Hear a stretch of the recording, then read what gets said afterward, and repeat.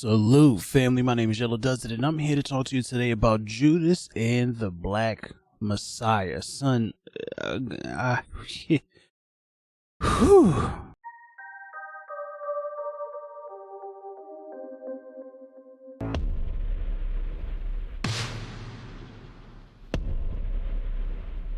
America's on fire right now. And until that fire is extinguished, nothing else mean a damn thing. Imagine what we could accomplish together. We can heal this whole city. Man, before I get into this though, please do me a favor, hit the like button on this video, man. I greatly appreciate those kind of things. We gotta boost us up to the top, rising tides, you know, raising all boats and some bullshit like that. Also, if you can, find it in your heart, hit the subscribe button as well. And get in the comments and let me know the different things that you thought about it. If you haven't seen the movie, let me know the different things that you expect going into it. You know what I'm saying? And then see later how those things match up with everything that I've told you by the end of this video. But I want to open with, this movie is stressful, tense, painful, beautiful, inspirational, and sometimes messy. Got a little boring in the middle. And in some cases it got very ugly. Going into this movie, I was concerned because I was going into yet another movie about a snitch and or slash, you know what I'm saying, and slash or informant. And I don't know what it is with our obsession with these snitches and informants. You know, I understand that it makes for compelling storytelling, but I feel like there's some other things that can make for compelling storytelling too. And we tend to look through these informants and snitches' eyes at influential figures. And it's like, maybe we can just look at life through that influential figure's eyes. I don't know, but I appreciate the way how they did this particular snitch story as far as its outcome. And we'll get to that, of course. I want to open with, this movie is incredible. Absolutely amazing. Mind-boggling. The performances are ridiculous. Daniel Kaluuya's Fred Hampton, being a different looking gentleman and also being from Britain, being from the UK, I wasn't sure what to expect. I know that Daniel Kaluuya is an incredible actor. We saw his breakout role in Get Out. He's also popped up in a couple of other movies, and I really appreciate the performances that he gives. Lakeith Stanfield, also first time I ever saw him. Get Out again. Popped up in a couple of other things as well. Some of them maybe not so good, but his performance in them was incredible. These people are amazing actors. Dominique Fishback. Give me a sec. Hold on for a second here. I just want to, Dominique Fishback. I first saw her in Project Power. Well, I think I've seen her in some other movies that I didn't really, you know, recognize her. She had a smaller role, but I first saw her in Project Power. That movie, you know, it's got some cool things in it. Her performance, her chemistry with Jamie, her chemistry with Joseph Gordon, Dominique Fishback. All right. Yeah. Keep your eyes up. She's immaculate. It's terrifying. Make me believe that you've got a shot, and I'll give you a C for the year.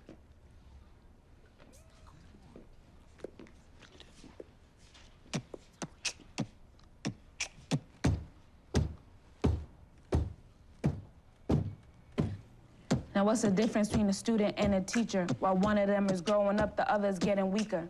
Is the criteria for you to be a creeper? Stalk on the halls and squeaky little shoes, get you some sneakers. Get new kicks, get a clue, get a hint, get a friend, get a life, get a wife, get a mint, and your teeth been looking yellow, get a off-white tint. Never on a roll, but I'm on a roll like lint, yeah. I see I'm digging at your pride. You thought that you could hide, that the system is a lie, wasn't built for me to thrive. It don't love nobody like me. Diplomas won't determine who I am or who I might be. So next time you tempted to pick on me for a laugh, skip the actress and just tell me I could get up out your class, bitch. She was 30 in that role. Couldn't even tell, could you? I had no idea.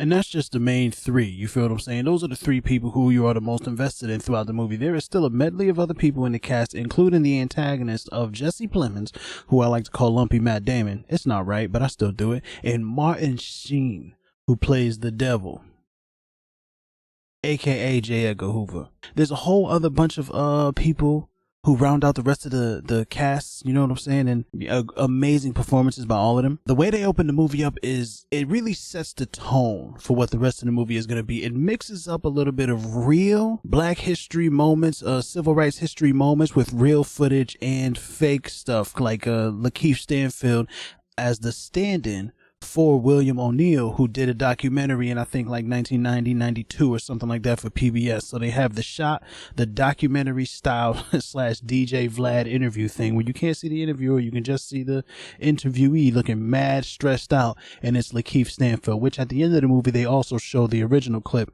with the original dude, William O'Neill.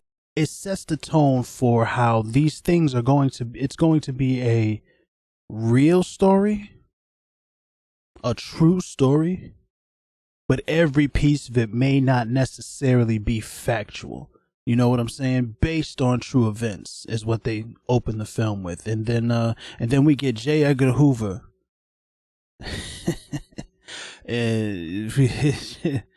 Martin Sheen playing Fat Rudy Giuliani. J. Edgar Hoover looks amazing, fam, and ridiculous at the same time. I just was like, I can't process this. I can understand. He definitely was unrecognizable in the role. I did not know that it was Martin Sheen. Had his name not popped up right before he popped up on screen, I wouldn't even have known. I'd have been like, who is this? Who is this? How did they? Huh? He looked, I don't know. It was bad. It wasn't good. It kind of distracted me a little bit, but everything else, the colors in each scene, it was just such a beautifully shot.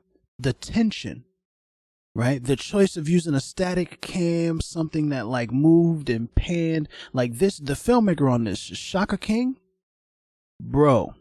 Oh my God, this man, amazing filmmaker, captures very deep messages visually. We immediately go from J. Edgar Hoover to Lakeith Stanfield's character impersonating an FBI agent in order to boost cars. Fam, he has a fake badge, a trench coat, his hat pulled down low, walks into some pool hall, it looked like, smacks people. Well, not just some pool hall, but an important pool hall owned by or run by a certain group of people that show up later in the movie that calls for a real super tense scene that was immaculately acted by everybody involved. Guys, you have to watch this movie. So he's smacking people around and he's like, my boy, puts the badge in their faces. Everybody, of course, including black people, terrified of these badges. Like, you can't just wave a gun in a room. You will get shot. You pull a gun out, somebody's going to shoot at you, especially if it's a room full of people.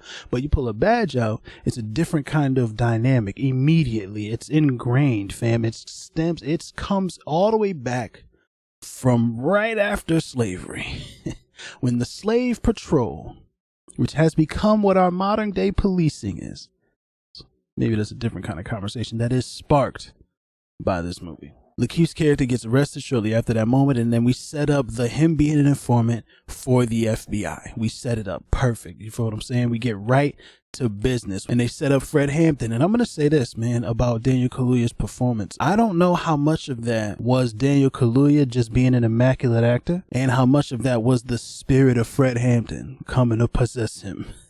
He was so powerful and so good. There were a couple of moments that was like, because Daniel Kaluuya, he's a British actor, you feel what I'm saying? He's a Brit brother, and I appreciate all of our Brit brothers all over the world, the entire diaspora, which he does actually go into on an interview that y'all should probably go check out with the Breakfast Club. What do you say to critics who say roles like Fred Hampton should go to black Americans only?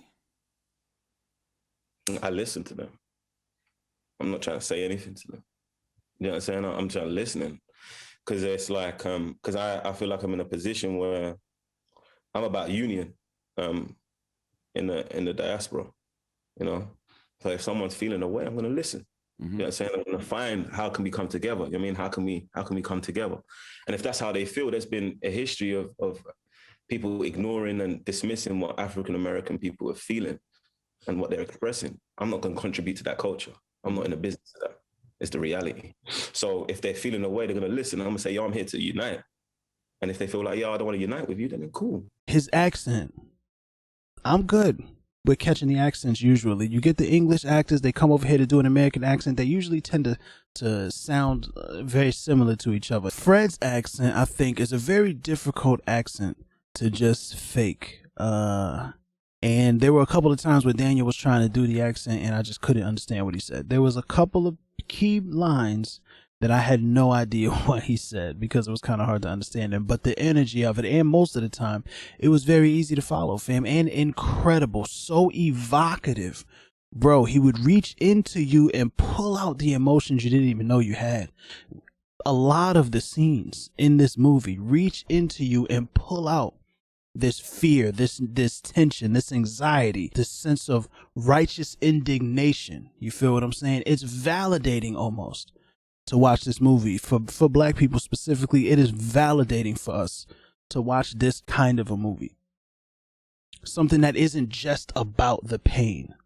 Something that isn't just about the trauma. In the middle of the movie, Fred Hampton disappears. So while Fred is gone, the movie immediately suffers. It's so much harder to be drawn into it. One, because Lakeith Stanfield's character is not a likable character. He's not charismatic. He's supposed to not be. He's supposed to be anxious and nervous because he's constantly under pressure from both sides to raise to the occasion. The movie does a good job of portraying that kind of duplicitous anxiety, but it leads to his character not being fun to watch. And the movie being not just about black pain, but being about black revolution, or not even just black, because if you watch the movie and you know anything about Fred Hampton, there was a lot of like coming together from all kinds of oppressed peoples. They make a point to tell us that. If this building caught fire right now, what would y'all worry about, huh?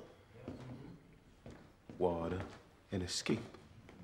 If somebody would have asked you, what's your culture during this fire, brother? Water. That's my culture. Well, how about your politics? Water and escape. Well, guess what? America's on fire right now. And until that fire's extinguished, don't nothing else mean a goddamn thing. It's a very powerful thing to have to try to portray. The magnetism, the magneticness, the charisma, the attraction of Fred Hampton's ideals, which was, from what I can see, simply to use socialism to combat some of the more destructive elements of capitalism. There's a love story in this film, which I think was very well handled. And though it was kind of clumsily initiated, at least watching, they were just like, obviously these two people are going to be in love with each other later. But then throughout the film, watching that kind of relationship develop and watching those actors, those performances sell us that. Beautiful. Absolutely amazing. And it really raises the stakes as you see the different things. As the plot progresses, you feel the stakes rise, and that is helped because of it's supported. The stakes are supported by all of the different kind of relationships that are developing in the film. There is the relationship between the FBI agent played by Jesse Plemons, whose name escapes me right now. Let me look it up real quick. Roy Mitchell. Jesse Plemons' Roy Mitchell and Lakeith Stanfield's William O'Neill had a big opportunity to kind of to show some of the more nuanced dynamics that go that are naturally between black and white people, especially white people who are in positions of law enforcement, and black people. Like, there's an opportunity there to kind of to explore some of the ways that society kind of shapes those relationships. There's this thing that could have been explored, this idea of white civility, where a generally non-caring white person can just treat a black person like a human being, and then that black person immediately assumes that they care about their well-being. And that's a tactic that has been used. It's pervasive. It's not just white people and black people. It's everything. It happens all the time. It's a manipulative tactic. It's a thing. It's just, we call it white civility because of the kind of track record of how it has influenced the kind of dynamics that I talk about with law enforcement and black people. You feel what I'm saying? It's like the good cop, bad cop situation. But that relationship felt a little lackluster for me. And I think it's because they didn't want to make Roy Mitchell the villain. Growing fast. Every day. They always do, don't they? Tell me, what will you do the day she brings home a young Negro male? She's an infant, sir. I'm well aware.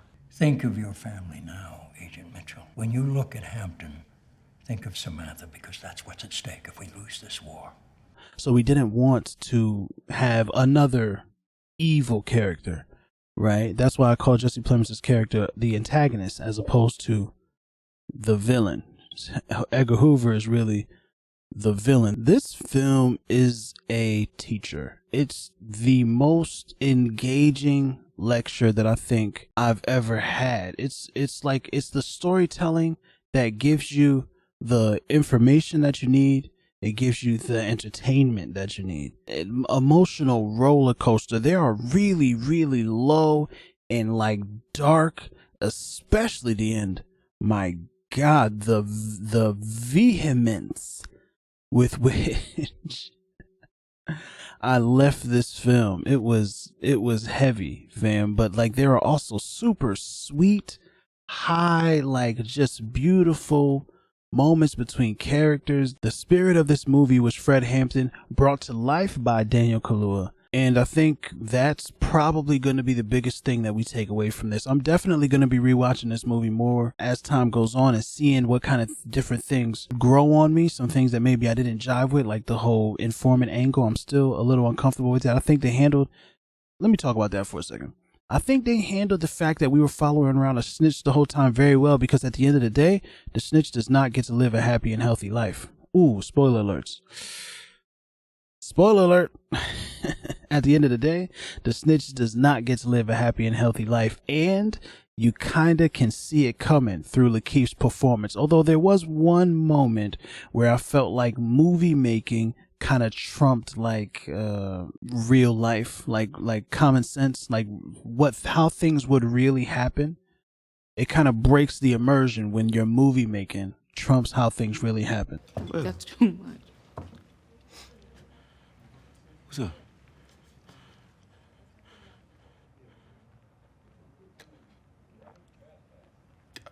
Get another drink.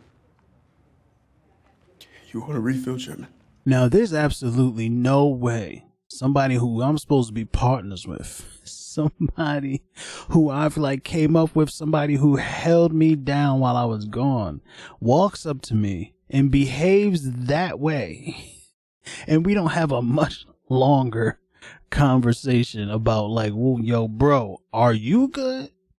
What's happening, fam? Like, there is pressing that's going to happen if anybody ever asks me anything with that face on. And that kind of thing that they just walk away, because now they have to end the movie. It's the end of the movie. They have to end it. They just walk away and like that scene is done. And then the movie ends in a spectacularly gruesome fashion. Oh, prepare yourself. It is dark and twisted, and real, and reminiscent of stories that we have been seeing in the media lately. Breonna Taylor, hashtag say her name,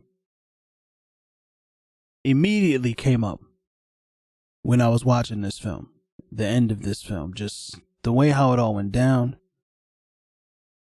Heavy, bro, heavy. I was left speechless after this film was done and like emotionally drained. And I liked it.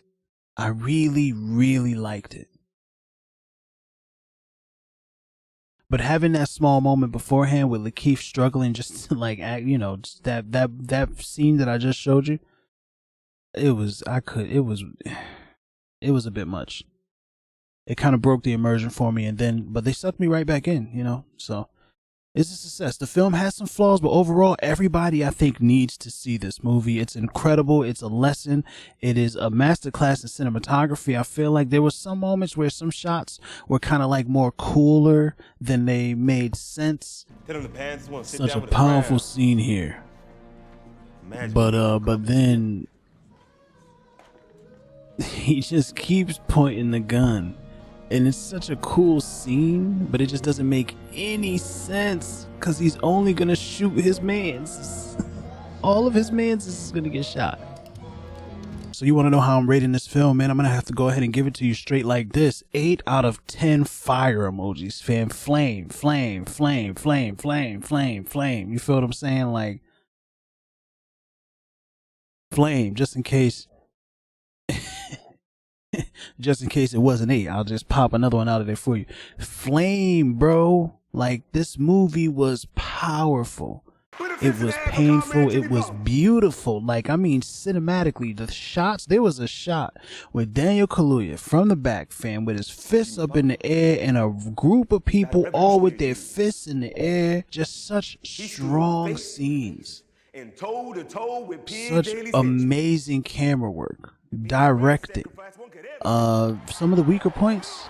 So the reason why it's not a 10 out of 10, you know, some of the story stuff. The plot dragged a little bit in the middle, specifically when Fred Hampton was off the screen. I cared less.